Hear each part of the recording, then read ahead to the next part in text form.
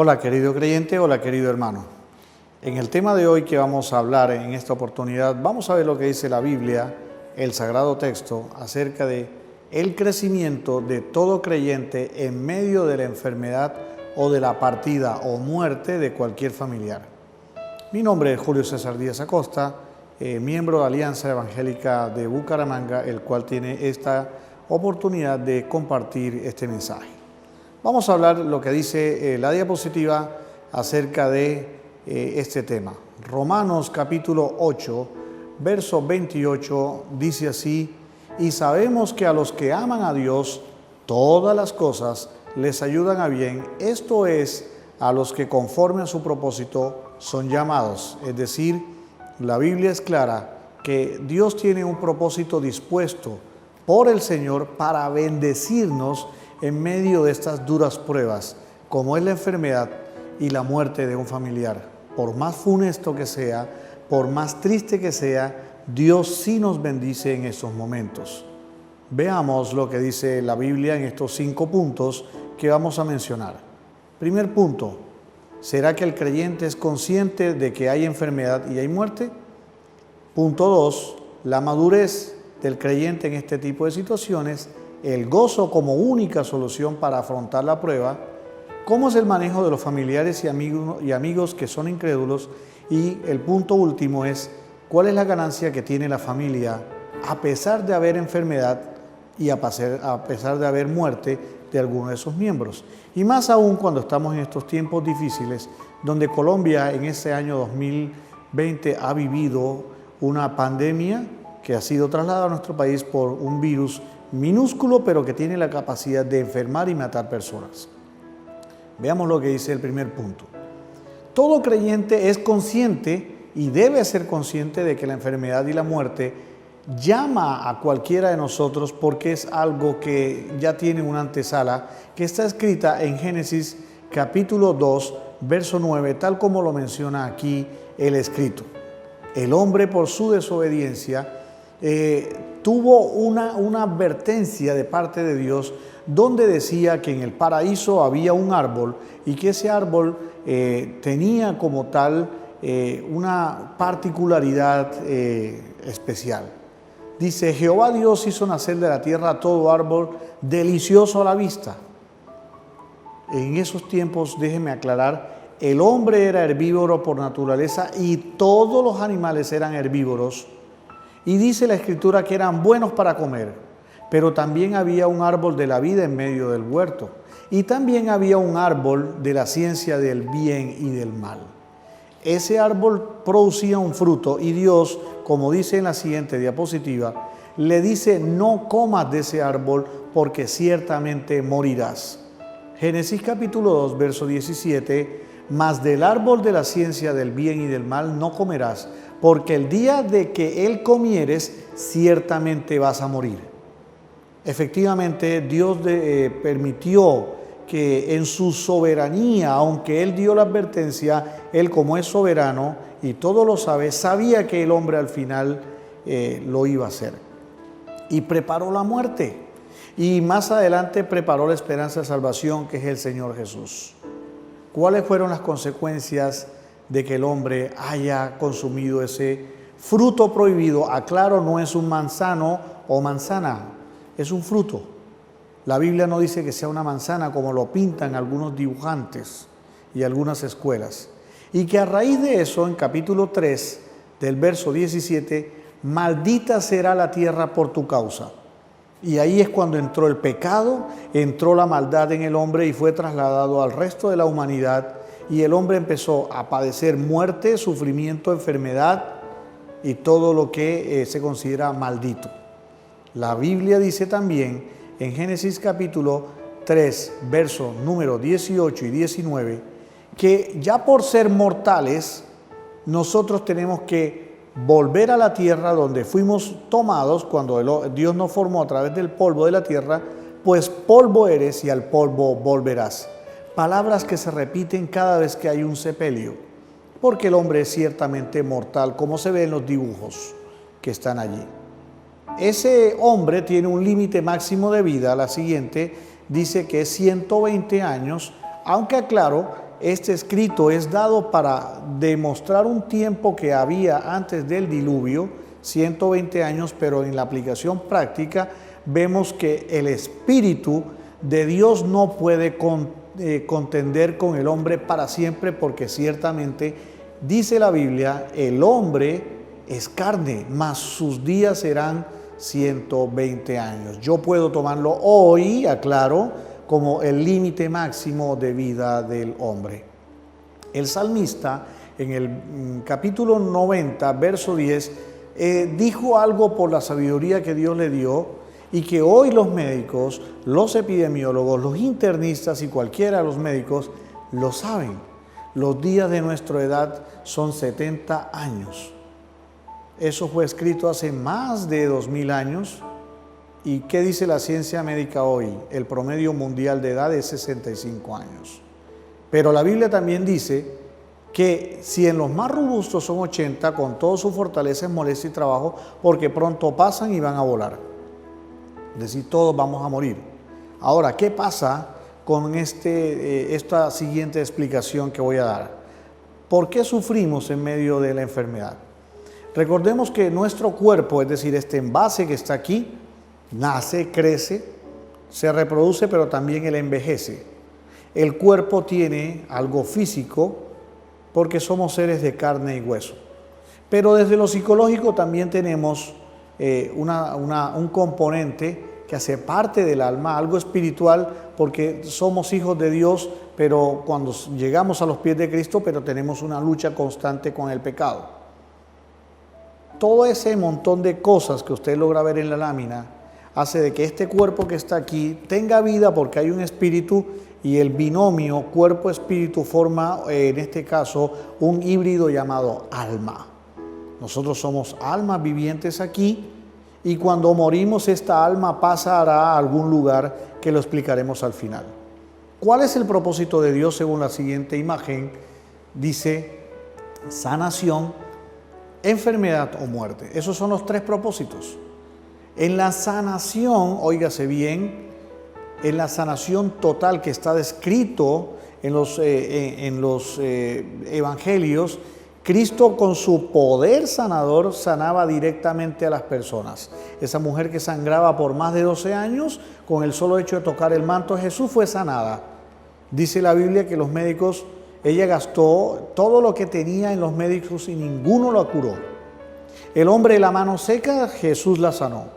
El hombre ciego de vista, Jesús la sanó. De los 10 leprosos todos fueron sanados. El paralítico también fue sanado. Y seguramente habían ido a los médicos. Es decir, Jesús cuando sana, ningún médico interviene. Vamos a verle la aplicación práctica en el hoy.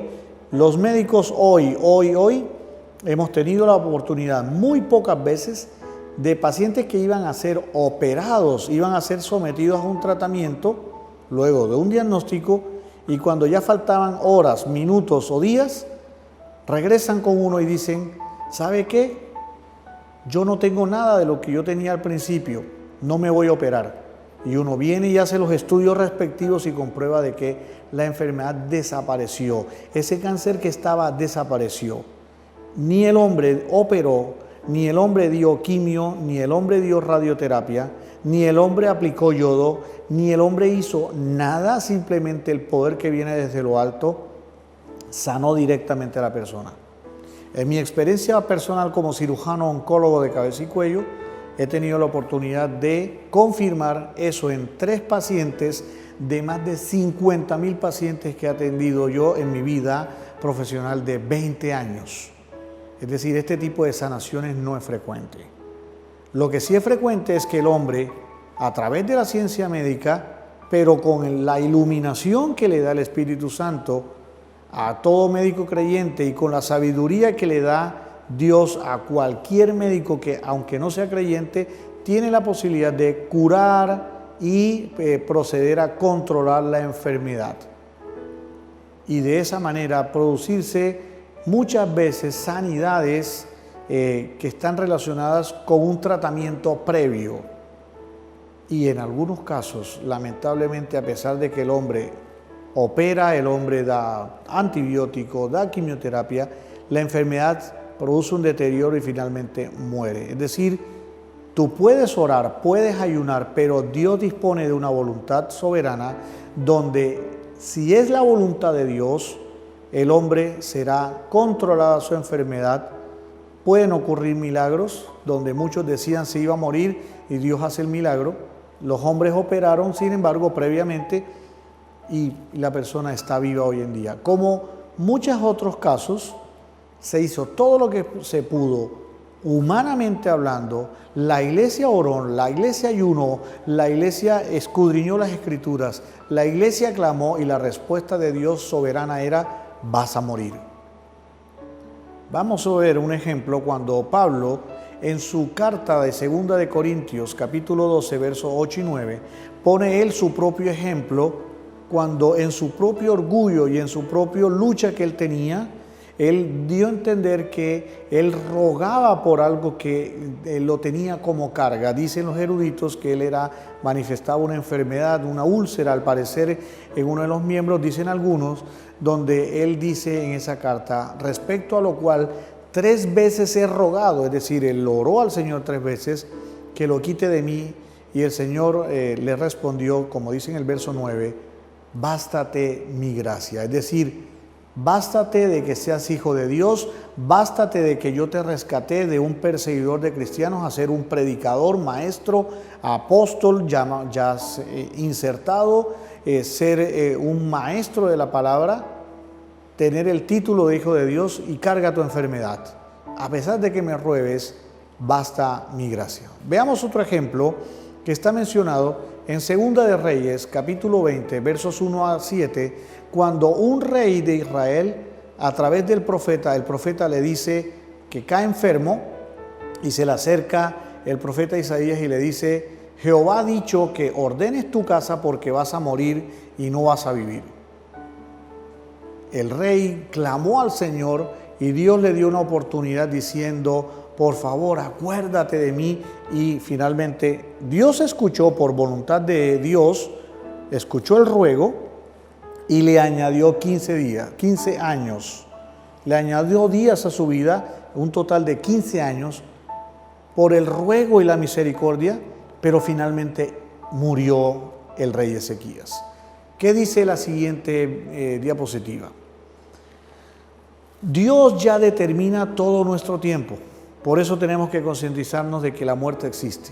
Job capítulo 14, verso 5 dice: ciertamente sus días están determinados y el número de sus meses está cerca de ti, le pusiste límites de los cuales no va a pasar. Dios determina que no vamos a tener más límites. La siguiente diapositiva dice que la muerte es una ley para todos, excepto que Cristo venga por la iglesia en estos momentos. Si Cristo viniese en estos momentos, como dice Primera de Tesalonicenses, capítulo 4, verso 15 al verso 17, dice que el día que Cristo venga por su iglesia, los muertos en Cristo serán resucitados y los que vivimos seremos arrebatados para ir a la presencia del Señor en las nubes para estar con Él. Entonces esas personas no verán la muerte. Dice Hebreos capítulo 9, verso 27, y de la manera que está establecido para los hombres que mueran una sola vez y después de esto el juicio. O sea, habrá un grupo de personas que también puede que mueran de manera inconversa, no creyendo, y pasarán al trono blanco. Esa es una de las explicaciones. Y cuando el creyente muere pasará a un tribunal que se llama el tribunal de Cristo, lo cual mencionaremos más adelante. Fíjense que la Biblia es muy clara cuando menciona en Tesalonicenses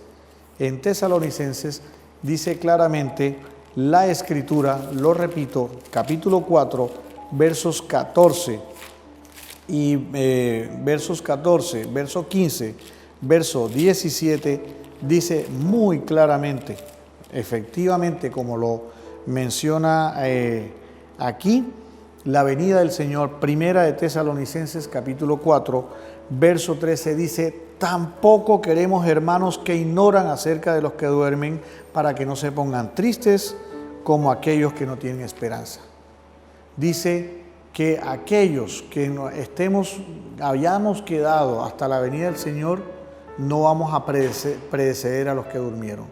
La imagen muestra de que precisamente va a haber una resurrección de los muertos en Cristo y luego los que hayamos quedado seremos arrebatados juntamente con ellos en las nubes para recibir al Señor en el aire y así estaremos con el Señor por siempre.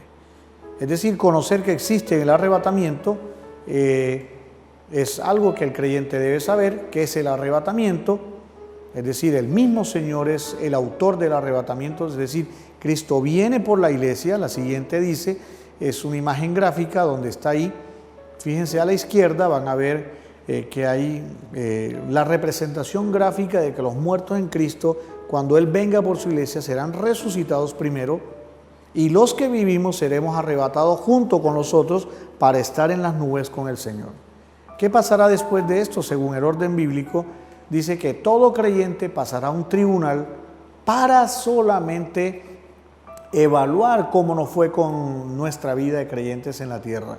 No va a haber condenación para la iglesia, solamente va a haber entrega de coronas, de premios y recompensas según el actuar de cada creyente, según lo que dice 2 Corintios capítulo 5, verso 10. Seguido a eso, los creyentes que van a vivir la boda privada, que va a ver reflejada, tal como lo enseña la profecía en Apocalipsis 19, que es la boda donde va a estar el Cordero como novio, es decir, Jesús y su esposa, que se ha preparado, que es la iglesia, para tener ese encuentro especial allá arriba.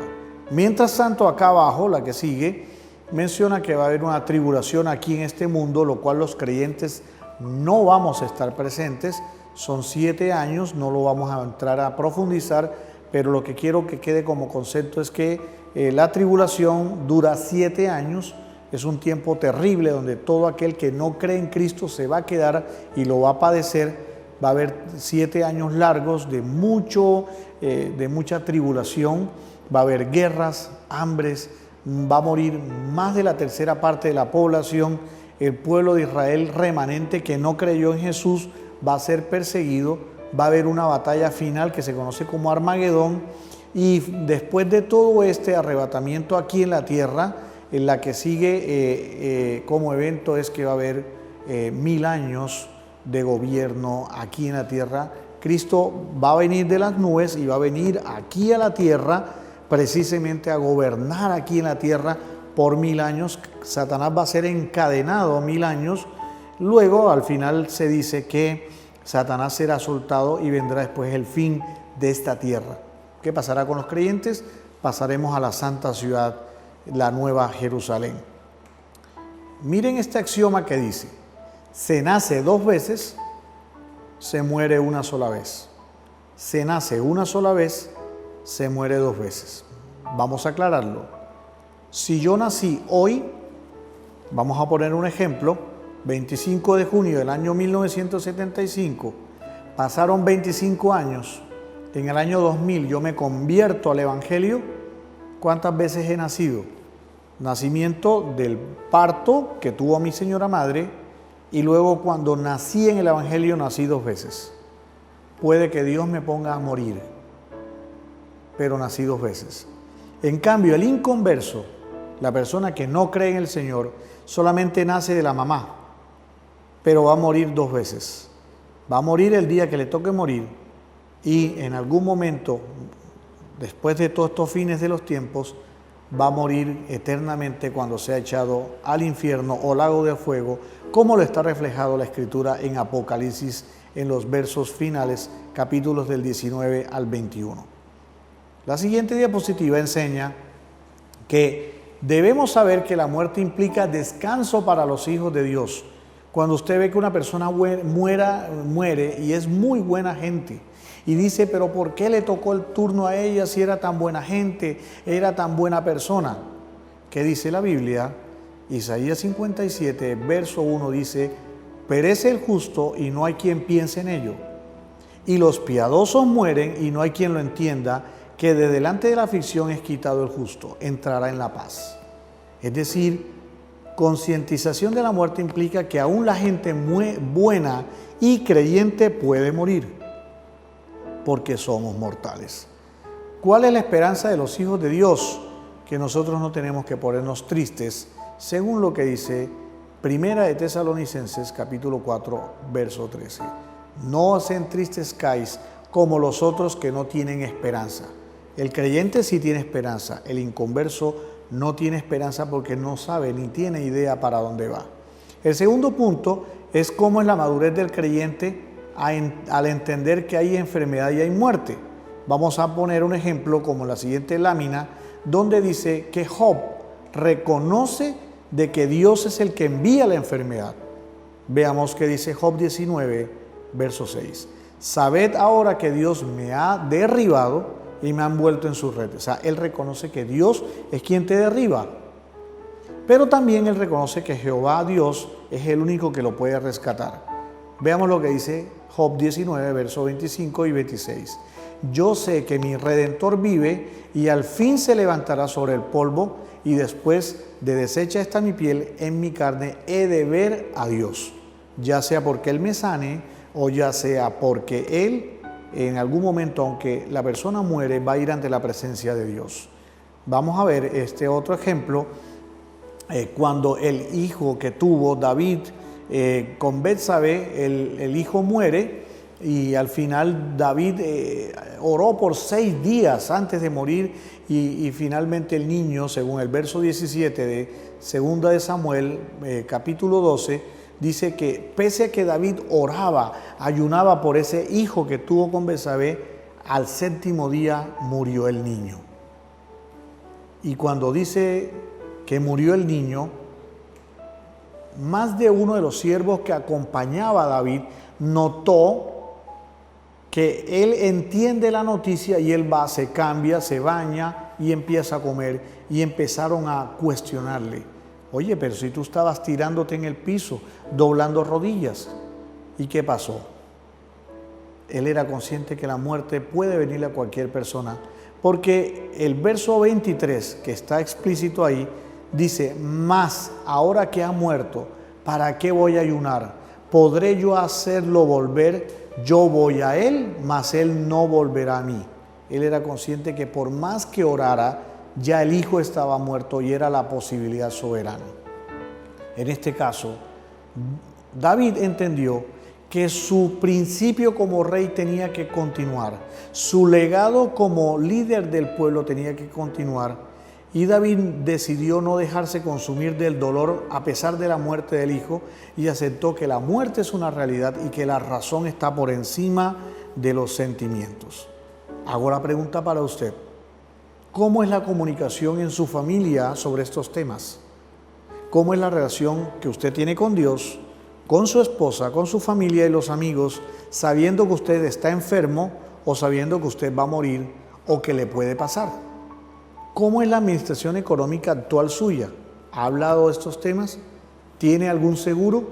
¿Sabe cuáles son sus bienes o su esposa sabe cuáles son sus deudas? ¿Tiene algún seguro de vida? ¿Tiene deudas pendientes? ¿Y qué tal que usted fallezca y la viuda no sabía de que usted debía mucho dinero y resulta que aparecen los reclamantes y todo lo que la viuda heredó al final termina embargado? Eso hace parte de la administración de vida de un creyente. Así que hay que tomarlo con la realidad y con madurez. Tercer punto, el gozo, es decir, el gozo que se experimenta no llamándole como alegría, sino el gozo que permanece al lado del creyente, pero por el Señor, es la única solución para afrontar esta dura prueba. Fíjense que lo que menciona el libro de Job, capítulo 1, verso 18 al 22, dice una historieta donde los 10 hijos de Job fueron muertos por un huracán que los arrebató y destruyó las casas donde ellos estaban. Y dice que murieron. Y Jehová dice en el verso 20, dice, entonces Job se levantó, rasgó su manto, rasuró su cabeza, que era la costumbre que ellos tenían, y se postró en tierra y adoró. Y adoró, es decir, le dio prioridad a Dios antes que otra cosa, sabiendo que Dios le quitó los 10 hijos. Y de pronto le hacen la pregunta a alguno, y él dijo: desnudo yo salí del vientre de mi madre, desnudo volveré allá. Jehová dio y Jehová quitó. Es decir, fíjense que los hijos, los familiares, los padres pueden ser temporales en las manos de Dios. ¿Qué dice la Escritura acerca de la muerte cuando hablamos de ese tema? Pablo veía la muerte como una ganancia. Filipenses 1, verso 21 dice: porque para mí el vivir es Cristo y el morir es ganancia. Y Pablo indica que tenemos que asumirla con gozo. Entonces fíjense lo que dice 1 Tesalonicenses capítulo 4, verso 18: por tanto, alentaos los unos a los otros con estas palabras. El punto número 4, ¿cómo es el manejo con los familiares y los amigos? La siguiente imagen dice que la terapia principal, si eres creyente, es muy fácil de explicar la Biblia, es muy fácil abrazar, es muy fácil consolar. Pero cuando tienes familiares que no conocen la Biblia, que están apartados de Dios, el principal consejo que uno puede dar es darle que en el tiempo prudente se le dé una explicación bíblica si ellos te preguntan el porqué de las cosas. Cuando una mamá te dice: ¿por qué Dios me quitó a mi hijo? Y tú le dices: Job perdió 10 hijos, David se le murió el hijo. Y la lógica dice que los hijos entierran a los padres, pero la Biblia también enseña que los papás también pueden enterrar a los hijos. Entonces, de esa manera respondes correctamente y das la posibilidad de explicar soberanamente lo que Dios hace en la vida de cualquier persona. Vamos a entender la siguiente diapositiva. Esta es una de las pacientes que yo operé hace más de 7 años. Hoy en día todavía está viva con un cáncer terrible. Y Dios dice su enfermedad, cuál es el propósito y por qué la padecemos. ¿Qué nos manda Dios como enfermedad y por qué la padecemos? Hay que hacer entender a las personas cuál es el propósito. La siguiente diapositiva muestra cuando estábamos orando por agradecimiento por un grupo de personas y a la semana estábamos orando por alentar a la persona el día en que los familiares enterraban a un familiar cercano. Entonces fíjense que hay momentos de alegría y momentos de tristeza. Y Pablo enseña a los romanos en el capítulo 12, verso 15: gócense con los que se gozan y lloren con los que lloran. Y en medio de eso, que more la palabra. La que sigue dice que hay que aclarar a las personas que el orden no siempre se cumple. Los hijos por lo general sepultan a los padres, pero fíjense que a veces en la Biblia pasa de que Job enterró 10 hijos, David enterró un hijo, María, como tal, lloró la muerte de Jesús, hijo, pero se aclara de que ella no participa del sepelio, porque el sepelio, quien se le fue delegado fue a José de Arimatea. Entonces, fíjense que no siempre el orden se cumple. La siguiente es que uno se aconseja que no seamos imprudentes. Siempre hay que utilizar el espacio adecuado para visitar al doliente, a la persona que está enferma, y en lo posible no confundir con explicaciones que generan controversia y que destruyen y dañan sus sentimientos. Por lo menos si tú ves que ese familiar, ese amigo está llorando, tú no le puedes decir: la Biblia me dice que tú no tienes que llorar, que tú tienes que gozarte. No, la Biblia no dice eso. Deuteronomio capítulo 34, verso 8 dice: y los hijos de Israel lloraron a Moisés por 30 días en las llanuras de Moab, así que cumplieron los días de llanto y luto. Miren, llanto y luto, es decir, sí había sentimientos de tristeza. ¿Dios les prohibió que lo hicieran? No. Entonces tú tampoco eres aquella persona que le vas a prohibir a los demás no lo hagan. Y el último punto, ¿qué ganancia se produce cuando hay la enfermedad o la partida? Claro que nosotros ganamos. Se gana paciencia, se gana esperanza y sobre todo por saber que nosotros como creyentes, a los familiares creyentes los veremos allá arriba en la presencia del Señor algún día. Vamos a ver qué dice Tito capítulo 1, verso 2. Con la esperanza de vida eterna, la cual Dios no miente, prometió desde antes del principio de los siglos. Yo muestro esta imagen donde está mi Señor Padre, un día cualquiera de visita, eso fue hace 7 años, y resulta que Él se va y le descubren que tiene un cáncer en un lugar de su cuerpo, finalmente es operado, y fíjense ahí la imagen de la cirugía. ¿Y cuál fue la ganancia? Pudimos encontrarnos todos como familia. Más de uno empezó a asistir a la iglesia. Gracias a Dios, por voluntad de Él, por su voluntad soberana, Él ha permitido que por ahora esté con nosotros todos estos 7 años. ¿Y cuál es la ganancia para todo creyente según la Escritura? Siempre va a haber ganancia al final.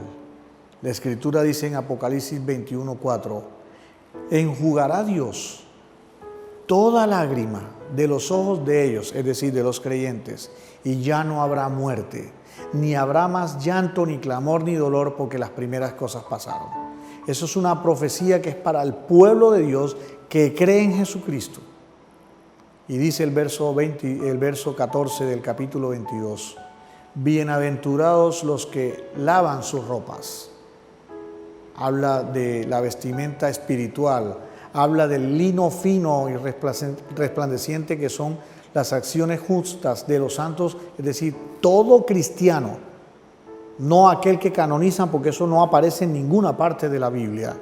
La Biblia es muy clara de que todo cristiano, todo el que cree en Jesús es llamado a ser santo, es decir, no son 200 ni 300, porque entonces, ¿qué sentido tiene haber una casa tan grande que ha preparado Dios? Dice Jesús en palabras de Él, en la casa de mi Padre hay muchas moradas. Si nada más cierto grupo canoniza 300 personas, no tiene sentido. Esa casa que se llama la Nueva Jerusalén, que es un habitáculo que se dice que va a tener el tamaño de 3 países aproximadamente en un lenguaje de aquí, pero que será en un cielo eterno, en otro lugar, se llama la Nueva Jerusalén. Allí habitarán todos los cristianos que creyeron en Jesús. Y Apocalipsis 22, capítulo 22, verso 14 dice, bienaventurados los que lavan sus ropas, es decir, los vestidos linos, que son las acciones de los santos, para tener derecho al árbol de la vida y para entrar por las puertas de la ciudad.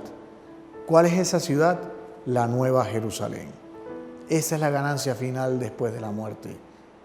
Así que no te pongas triste si alguien ha muerto y esa persona es creyente, porque la ganancia será vida eterna, vida en abundancia y estar eternamente en el estado eterno delante de la presencia del Señor. Que el Señor te bendiga en estos momentos. Espero que hayas aprendido de lo que la palabra te está enseñando a través de este siervo y esperemos ser de edificación luego de esta enseñanza para tu vida. Dios te bendiga.